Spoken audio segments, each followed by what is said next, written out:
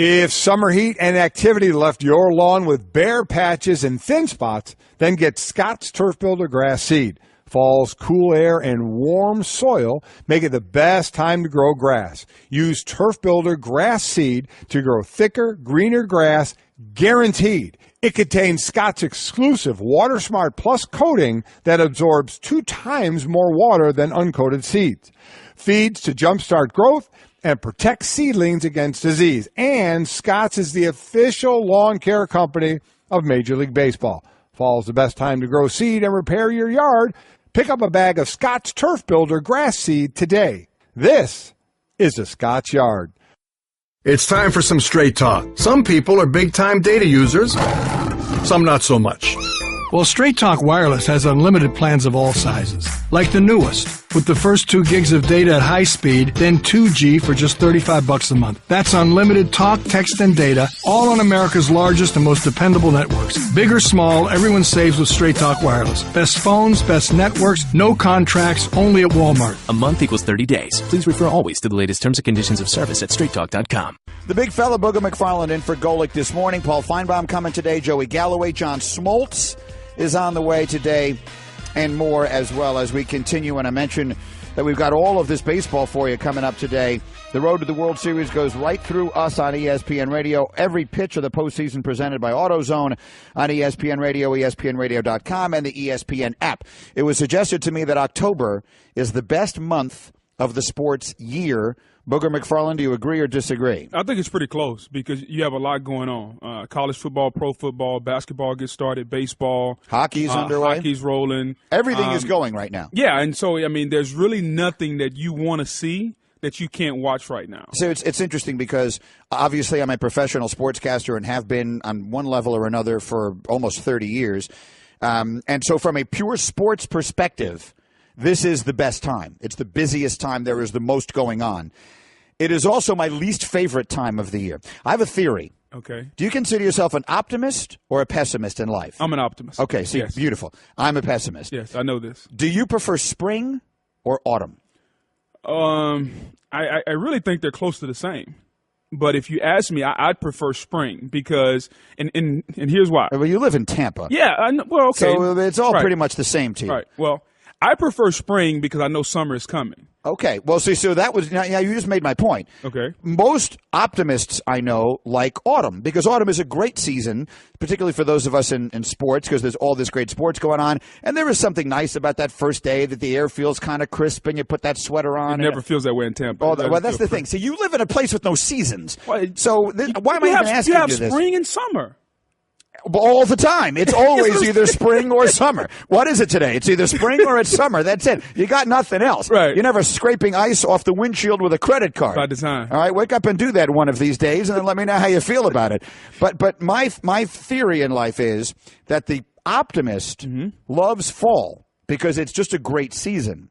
The pessimist, like me, hates fall because it means winter is coming. Right. I love the spring because it's the end of the winter and all the good stuff is on the way. I also happen to like April because you got the Masters, you got the end of the NCAA tournament, you got the start of the baseball season, you got the start of the basketball playoffs, the hockey playoffs are going. So I tend to like April. I would always identify as my favorite month of the sports calendar, but most people would vote for October. Yeah, March is mine. My mother was born in March. The golf courses start to kind of green up a little bit. The Masters is near. Like, March is just a good time. It's almost March Madness is good. March Madness is good. That's about as good as it gets. Well, March Madness, and plus March is still the, if I'm not mistaken, March Madness Masters is still the month that most men in America get the vasectomy. I'm told the number one vasectomy day is the Wednesday before the Thursday of the NCAA tournament. Okay. So that people can go home and sit with the frozen peas on their lap and watch the games. I, as an indication of my overall toughness, and you can say whatever you will about me. I know my toughness has been questioned on a near daily basis for 18 years. When I had a vasectomy, I came into work the next day. I did Mike and Mike in the morning, and then I did SportsCenter that night at 6 o'clock. I was here the entire day. Okay. I'll do you one better. Go ahead. Okay. Did mine on a Thursday. Saturday, I played 18 holes. Did you really? Yes. Well, you really are. You're more manly than I am. You are. Did we need that story to really identify That's that? extreme. What'd you shoot that day? I didn't keep score. I just got it around. Okay.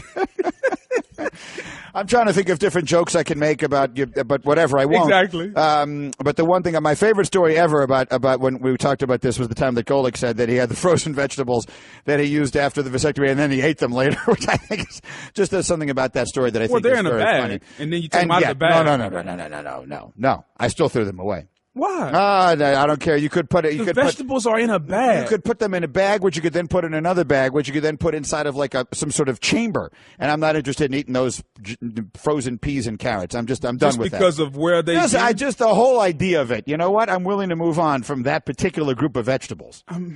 Wow. That's just the way. Wow. That's just the way I am. Anyway, let me go back here and to try and somehow segue that back into a serious topic. We just played you Cam Newton's apology from last night, and here comes the Twitter. And listen, it's not my job to tell you how you feel. It's my job to tell you how I feel. Mm-hmm. So Bob tweets, funny how the first thing Newton talked about was losing sponsors. And Bobby tweets, the only reason Cam apologized is because I lost a sponsor and money. And Tal tweets, nicely written apology by the Panthers PR department for Cam Newton. Listen, it's not, again, I'm not going to tell you what you should think of Cam's apology. That's entirely up to you. I will merely say two things. One, I thought he said the right things, generally speaking. And two, what would have then been okay? If that wasn't enough, if what he said there wasn't enough, then I think, this is just my opinion, you're basically telling me there was nothing he was going to say that was going to make it okay. And that's fine, if that's the way you feel. If you were extraordinarily offended by this, if your feelings about him have been forever altered by this, I'm not telling you that's wrong. I can certainly understand that. But if we're going to criticize that apology, I feel like we've just sort of gotten to a place now, as you just said, where we're just parsing everything down to a place where it's almost impossible to get anything right. I thought he got that right. I thought he had reason to be sorry, and I thought he expressed it in what appeared to me to be a sincere way. And that's the only thing I can tell you. That's what I thought. I can't tell you what you should think. What else could he have done? Because there are people out there that said, you know what? He took too long to apologize. And then once he apologized, there are people that say, yeah, the apology was not sincere. Here's the thing, people. He was in a no-win situation from the beginning. And maybe the only thing he could have done better was probably when he had the conversation with Jordan Rodriguez right after the incident or right after the statement was to apologize at that point. He didn't do that. He went along about 24 hours, however long it was, collected his thoughts, came up with the heartfelt apology. And for those of you out there that say, you know what, it's not sincere, well, you understand something. Judge the sincerity that's coming out of your mouth before you judge the sincerity that's coming out of Cam Newton's mouth. Cam Newton gave a heartfelt apology. Whether you think it's right or not, he thought it was heartfelt. He was vulnerable in that moment, Greenie. And the hardest thing for a man to do, and I'll speak for myself, is to say you're sorry. That's hard to do because as men, we are prideful creatures. Our pride is some of the only thing that we inherit that we don't want to give away. Like we want to keep that pride and we'll go to the grave with our pride. He put himself in a situation where he was vulnerable. And whether it was recorded, whether it was written, like you can come up with all that. I give the man credit for allowing us inside a little bit. And to me, that's something not a lot of men do. So I'm going to give him credit for that. Now, if you're out there, you don't want to believe him, that's totally up to you. I choose to believe him, and that's what I'm going to go with. Yeah. Here's another thing I was thinking about. You know, my father was a lawyer, and so he put a lot of things in legal terms when you would talk to him. And one of the things he said, and you almost, this is another example of something you almost can't say anymore because you're going to think I'm encouraging this and make it clear that I'm not. But his expression was, Michael, some crimes are punishable by a punch in the nose, which is to say, there's some things you do that you don't go to jail. You don't say he should be suspended or fined. You just, and to make it clear, my father never punched anyone in the nose his entire life. He was never in a fight. I've never been in a fight. But the point, I hope, is clear that this is just something that you deserve to wear a little scorn. And that was one of these. This is one I didn't think he needed to be fined or suspended or anything else. Again, if Dannon wants to drop him as a sponsor, which for all intents and purposes they did yesterday, I guess that's within their right to do, and they seem to have done that. And you can then react to that however you wish. You can, every time I walk into Whole Foods, I see there's like 12 different kinds of yogurt in there. We seem to be eating a lot of yogurt in this country right now. Exactly. So you can decide whether you think, if you really support the fact that they dropped Cam Newton as a sponsor, go buy their yogurt. And if you don't like the fact that they dropped him as a sponsor, go buy one of the other yogurts. But putting that aside, this struck me as one of those acts where the appropriate punishment was to wear a little scorn. You said a nasty thing. It was a mean thing, and you deserve to be criticized for it. And then you get that round of criticism, and then you apologize, and then, in my opinion, you move on. Yeah, I mean, you do. I think that's the only thing you can do at this point is move on, because here's what would have happened had he not apologized. The story would have lingered and continued to linger and linger. And you can bring up, and we can talk about Jordan Rodriguez. And there are people out there agreeing with the saying, well, what about some of the tweets that she sent in the past? Well, you know what? That's on her, okay? Cam can't do anything about that. Two wrongs don't make a right.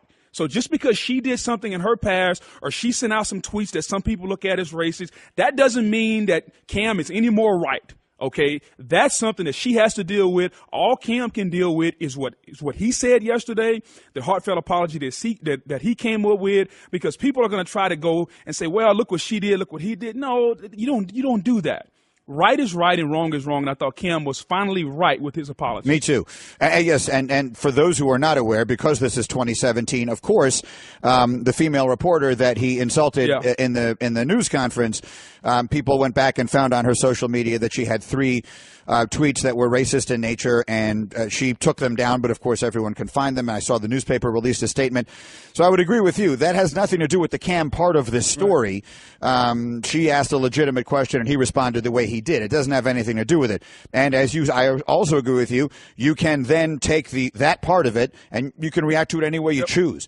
They are almost unrelated stories, even though they obviously fit together because they're the two people that were connected by this. So, not the prettiest little week there all the way around, and on you go. But again, because we're with a football part of this thing is Cam Newton is the famous person in this.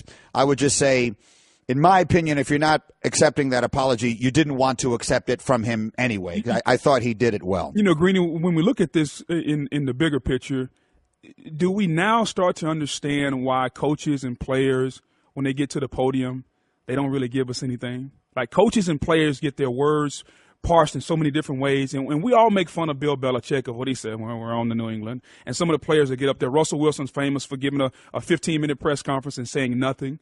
Like, do we now understand why players and coaches get up there? Not saying that Cam should do this, but you kind of get the sense now why players and coaches don't want to let people in, because we all want to get in. We want to understand the intimate and vulnerable details of what you're thinking about the game of sports you play. And anytime something like this happens, to me, it always puts me in a mindset of, why do players and coaches not allow us in? And to me, this is a classic example. Oh, yes, absolutely. Look, this doesn't really fit into that, because this was something that felt mean-spirited and was totally unnecessary. Right. But in general, if I were a person in that position who was being interviewed constantly and all that, I would say nothing. There is an art to saying nothing. There are people whose job it is to teach celebrities and other people, famous people, how to say nothing, right, because saying nothing is the easiest way to not have to deal with the consequences of what you say. And we are living in a society now where every word that is spoken, every word that is presented, every action is parsed down to its tiniest detail. So yes, I agree with you. I would say nothing. I can't criticize someone for saying nothing, because if I were in their position, I would say nothing. And one of the interesting things I find myself thinking a lot, reflecting a lot, as we're coming to the end of this chapter of my career and my life. And one of the things that I think about is just how much that part of it has changed in the years I've been covering sports. Mm-hmm. I've been around this thing long enough to remember a time when the media relations department of sports teams that I was covering would come and be asking, hey, would you like to put a player on your talk show? Would you like to do this? Would you like to do Would you want to get a guy on? Do you want to do this? Hey, would you talk about this? Hey, we've got to Now, that used to be their job. The job of the media relations department was to try and get attention. Going back a generation before that, the legendary Ray Meyer, who was a Hall of Fame basketball coach who coached George Mikan at DePaul in the 40s and coached DePaul basketball for, I want to say, 40 years, and was a legendary figure, once told a circle, he used to hold court at DePaul games late in his life, and I was just a young reporter. I'd sit and listen to him. And he said that back in the day, when he finished coaching a game, do you know what his first job was? The second the game ended, win, lose, or draw, when a DePaul basketball game ended, do you know what his first responsibility was? He would call the assignment desk at the Chicago Tribune, the newspaper, ask for the sports page, the sports department, and then dictate the box score to the guy, so the box score would run in the paper the next day. He would verbally dictate the box score, so the box score would get into the Chicago Tribune the next day because it was free advertising, free publicity for the basketball team. No one was there. No one was covering the game. Right. And so that's where we used to be. And now the job of the media relations people, and I don't blame them for it, is to protect their players from people like us. Because there is a gotcha quality to everything that's going on now. And as much as I would like to pretend that I'm not a part of it, obviously I am. Because Cam Newton does what he does, and that's, 2 hours of my show yesterday. Right.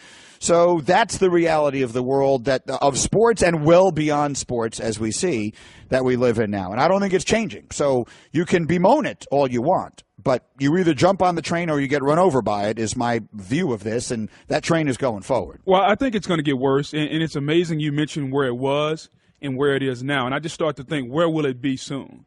Because if we started at him dictating the box score, and now we're at a point right now where the media wants access to everything and everyone, like we will send people overseas to get a sit-down interview if the star is big enough. With Ronaldo or Tom Brady when he was over in China, like we'll send people over there to sit down with these people. Where does it go next? Because to me, that's the frightening part. Because as a guy who no longer plays, I just think if I were playing now and I were somewhat of a celebrity, where would you find time just to get away? Like, where would you find time just to be normal? Because as an athlete, that's the one thing that you yearn. That's the one thing that you want. It's just an opportunity to be normal. And as you bring this back to Cam Newton, do I think Cam Newton meant what he said? I don't know. I think Cam Newton was in a vulnerable moment where he felt like he was. Do you mean his apology or the original comment? No, the original comment. I think he was in a vulnerable moment where he felt comfortable at the podium, and he treated it as if he were just having a casual conversation where he thought something was funny. And the more he thought about how it was perceived and how people reacted, then I was like, okay, I did something wrong here. But I think in the moment he was in Charlotte at his press conference, a lot of people there he knew, he felt comfortable, and he did the one thing that we always want our athletes to do. He let us calm down, and he just kind of, you know what, I'm going to relax. I'm going to try to make a joke, try to make it funny. It didn't come off well. And now, with all the ridicule that I'm getting, I have to go back now and realize that I made a mistake. Yeah. And I think that was going to force him to put his guard up even more. Because Cam, in Carolina, he's comfortable. He wears the outrageous outfits. All these different things. Like, he's very comfortable in his own skin. And he's gotten better at the podium. I'm just afraid this may back him into that shell a little bit more, which may be a good thing or a bad thing, depending on what side you're on. Right. I don't want to go back to yesterday's topic, correct, which was the original comments. But the thing about it is I understand and candidly share the view that finding that funny is offensive. It's nasty. Right. It's correct. nasty to the suggestion that a woman talking about football is funny is an offensive. It's not PC. Again, I don't want to have this yesterday's fight. Correct. Today's today. And let's move on to the baseball because we got so much good stuff going on here to spend this much time on this. The point of it is, He said something that he deserved to be criticized for. He was criticized soundly. He has apologized. As far as I'm concerned, it's time to move on. Great. If people don't feel that way, you're entitled to hold it any way you wish. Mike and Mike presented by Progressive Insurance. Our guest on the Shell Pennzoil Performance Line, the star of the sports world this morning, is Terry Francona, who goes with his gut, doesn't throw his ace in game one, and winds up smelling like a rose. As Trevor Bauer pitches a great game last night, Kluber comes back to pitch today. Indians feel like they are really in the driver's seat in their series against the Yankees, and our Tim Kirkchin is extremely impressed. He took his third best starter, started him in game one, and that guy, Trevor Bauer, pitched like a number one starter. His curveball was unhittable tonight, and when he didn't throw his curveball, he was using that fastball up and in. He was absolutely brilliant. Keep in mind, last 14 starts, this guy's 11-1 with a 2.41 ERA. That's your third starter. Now they have Corey Kluber, who's been the best pitcher in baseball from June on for sure. He's lined up for 2, Carlos Carrasco for 3. The rich get richer. Yeah. So he's playing chess and everybody else is playing checkers. Terry Francona's teams are now 11-3 all time in game one of a postseason series. That's the third best record of its kind among any manager who has at least 10 such games. So he's a tremendous manager. He's going to the Hall of Fame, and he's got the Indians in position right now where if I had to bet on it today, I would bet they're going to win the World Series. We'll see, but I would bet on them. Greeny, think about this. Coming into this baseball season, if you look at the teams that are in the postseason right now, at their perceived number one guys, that are not throwing those number one guys, those teams. You look at Washington. Scherzer is their number one. They're throwing Strasburg first game. Now, that may have a lot to do with the hamstring of Scherzer, but it's a hamstring on a pitcher. Come on now. I mean, he doesn't have to – it's not like he's got to fly around in the outfield. He can pitch. So, unless the hamstring is torn, if it were me, I probably would go Max Scherzer because he's been that dominant throughout his career. You go to Houston. Okay, coming into the season, it was Dallas Keuchel. You make the trade, you get Verlander. Verlander went yesterday. And as you continue to move, now you look at Cleveland. Kluber was their number one guy. They go Bauer. So I just think it's very interesting of the perceived number one guys of some of these playoff teams coming into the season. They all are going with the second, and in Cleveland's case, the third guy in the postseason for one reason or another. Yeah, but the difference, as you heard Timmy Kirkjian say in Cleveland, is that third guy has been so good of late. Yeah. This is going to look – I don't want to diminish what he did because Kluber is going to win the Cy Young, and he's been ridiculously good for the last 3 months. But it's a little easier to make that call when you got a guy who's been as good and as hot as Bauer has been. One way or another, we got 4 games today for the price of none.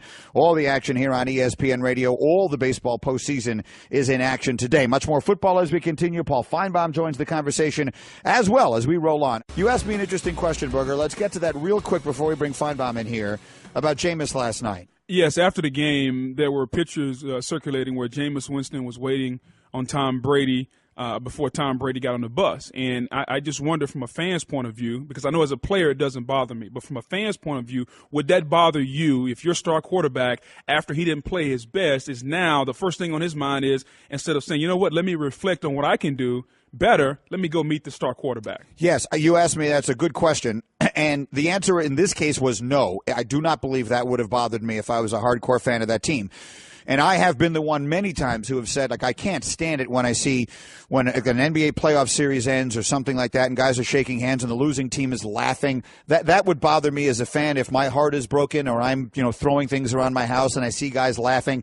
And Mike yells at me all the time for saying that. And what can I tell you? That's just the way I feel.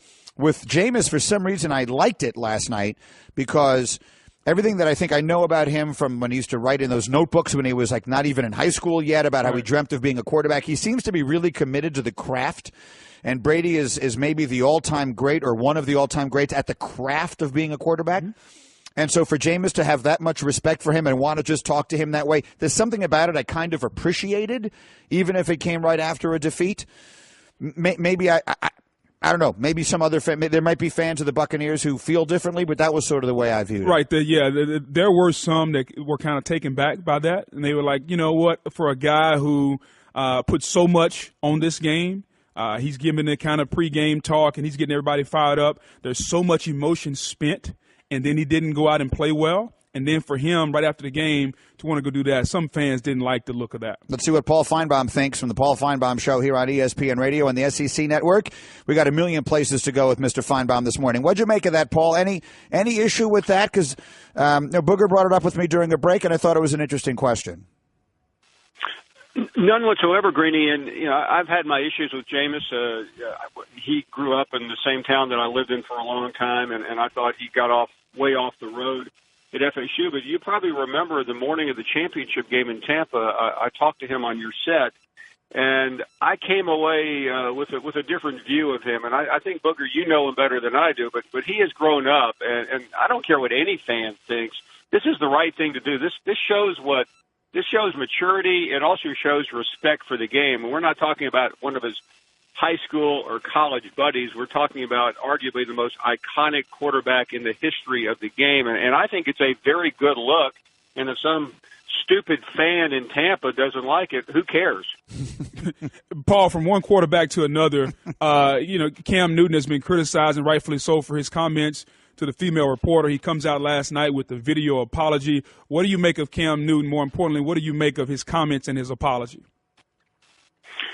Well, I mean, I am a little bit bothered by the fact it took him that long. To me, I don't know if it's Cam or the PR people at the Panthers, but I really, for somebody who admires what he's accomplished and has known him a long time, I wish he had done it sooner. I think everyone universally, most reasonable people universally accept his apology. It seemed heartfelt. It seemed to the point. It should have never gotten to that, and I know it's been the national rage for 48 hours. I think it's over now. But in the end, I think it just shows the world we live in that you guys talk about every day, and we all do, that you can't just sit around and ponder something. If you think you're wrong, deal with it. If you don't, then that's your responsibility. But he was clearly wrong. I don't know how anyone alive could think that Cam Newton was right in the way he demeaned that young lady. Now, my concern, frankly, is beyond that, and the fact that things in her past came out, and it really is a very ugly situation on all accounts. But this happens. I remember, Greedy, I'm going deep into history there. Mm-hmm. Someone actually saved the President of the United States' life about 40 years ago, and it turned out that there were things in his past that were uncomfortable for a lot of people, and it ended up by doing a heroic thing, his life was ruined. I mean, that's the price we all pay now in society, and I just I wish it had not happened, though, because I'm not sure in the end this conversation nationally really accomplished very much. I think we know it was the wrong thing to do. I hope other players in the future can learn from it. Mike and Mike, Paul Finebaum is with us. Let's go on the field here because there's too much of that good stuff out there to not get to it. NC State with a big win, a nice win last night against Louisville. And Booger said earlier this morning he thinks NC State could be the one or a team that might derail the Clemson train. If we're looking for ways that Alabama and Clemson are not just on some sort of inevitable path to meet in the championship game, do you think NC State is a legitimate threat to Clemson? I do, and you guys may have already talked about it. I've been in transit, but November 4th looks like the day of the year in college football because NC State will be playing Clemson. And, you know, you talk about a revenge game, and I'm not an odds maker, but this might be one of the bigger revenge games on the calendar this year because of the way that game ended last year. And last year, you know, if you remember, the NC State kicker missed a chip shot to win the game. It could have ended Clemson's shots of a national title, and I mean I give this team a lot of credit because they did, you know, they were beaten on the first day of the season, Greeny and Booger, by an average South Carolina team. It looked like some of the preseason hype was down the drain, but they have recovered well, and I think the other side of this is probably more problematic. Lamar Jackson was probably going to have to buy a ticket to New York. Other than he is the reigning Heisman Trophy champion. I think we can take him off any board right now. I mean, he's done. Paul, let's go down to Baton Rouge. There's a meeting that was had between. Well, yeah, trust me, I would rather not. But since you're on here, I have to ask you this question because I don't understand. I've never heard of an athletic director sitting down with the head coach and the offensive coordinator and the defensive coordinator in the middle of the season, Paul. Have you ever heard of that? And what do you make of what's going on in my alma mater right now? No, Booger, I have never heard of it. And, you know, I'll save the shots at Joe Oliva because we've had this conversation before. I think what it shows on one level is a total lack of respect for Ed Orgeron. Like him or not, he's the head football coach. He's being treated like a temporary employee. He may be, and I don't think he's done a great job, but I think he deserves more respect. I mean, what does Joe Oliva know about sitting down with coordinators? I mean, tell me this. I mean, he's an athletic director, and I'm not making value judgments on his football knowledge, but I'm willing to bet that he has no clue when he sits down with coordinators and tries to get them on the same page. What this is basically saying is that I'm paying you guys $1.5 million a year, and I need more out of you. And he's really saying that I have no faith or confidence in my coach. Booger, I mean, and what was so embarrassing to me was the fact that Ed Orgeron had to go on and defend it. I mean, it reminded me of the Stockholm Syndrome, where you start talking good things about your captors. I mean, Ed Orgeron right now is being held hostage by Joe Oliva. He probably shouldn't have gotten this job in the first place. Oliva snapped when Tom Herman played him for a fool, and he decided I'm going to elevate Ed. The fans love him. The alumni love him. The former players love him. But the bigger question on top of all of that, why does he have a double-digit buyout? Why is his buyout more than $9 million for a coach that Booger, would have taken the job for anything? I mean, a free meal. I'm not belittling the man, but he was desperate. Nobody else in this country wanted to hire Ed Orgeron. Paul, I'm just curious, with all that being said, because I know you talk to a lot of people, what's the perception right now of Ed Orgeron and the LSU program right now? Because there are a lot of people that have written a lot of articles, and I understand we're prisoners of the moment. You lose to Troy, but it's been a lot of your colleagues and my colleagues that have written LSU off and written the program off, and they've written a lot of think pieces throughout the week. In your opinion, how do you see Ed Orgeron and LSU right now? It's a terrible look. And by the way, there's a story in today's New York Times about Orgeron, and the headline is, "Did Nick Saban ruin LSU?" And it's a question for many, many days ahead. But it's a terrible look. And listen, losing to Troy, these things happen. Booger, Saban lost to UAB at LSU. Saban lost to Louisiana Monroe at Alabama, both in his first year. He did okay. I think we could agree on that. But to me, the Oliva sit down and then Ed having to defend it is the worst look. And I just think this weekend is critical for them. And on top of what happened a year ago with the Hurricane, if they lose this game in Gainesville and look bad, I don't know how you stop the hemorrhaging. I mean, it's too late. And I'm not suggesting firing him, because I don't think that – what does that solve? You pay him $12 million. You're already paying Les Miles $9 million. You're more than $20 million in the hole, and then you have to go out and bring in a better coach that you're going to have to pay $6 million. I mean, you're from there, Booger. I mean, I remember it wasn't that long ago the governor of Louisiana was talking about shutting the football program down because the state was bankrupt. It's Paul Finebaum with insight into everything. Any time we can get him, it's always fun. Thank you, Paul. Enjoy the weekend. Greeny, thanks. See you guys. Thanks, Finebaum with us here. I know Booger as a former player there and one who's, so close to your heart. I know you're really disheartened by the things that are going on. Well, Greeny, very bothered on a couple of fronts. Number one, when you lose to Troy, it's an embarrassing loss. No disrespect to Troy. Troy isn't in the same hemisphere that LSU is from a talent standpoint. Number two, the way it's handled. Oftentimes in crisis, leaders are supposed to lead. And I don't feel like the leadership, whichever level you're looking on, is where it needs to be right now. The fact that everything is being played out for us to see in the public. I don't mind the AD meeting with the coach or the coordinator, but why do we have to know? Why does everything have to become public? I'm pretty sure Nick Saban has plenty of meetings behind closed doors. Do we ever find out about it? No. And so I just don't like the fact that all of this stuff is out in the open. Coach Orgeron is going to always be compared to Les Miles. And what do we say in sports? It's often hardest to follow a legend. Les Miles was a legend. He's going to be judged right or wrong based on what Les did. And I understand that. I know he welcomes that. This weekend is a huge game at Florida based on everything that happened last year. Florida has scheduled LSU for homecoming after LSU loses to Troy for homecoming. So it's a lot going on.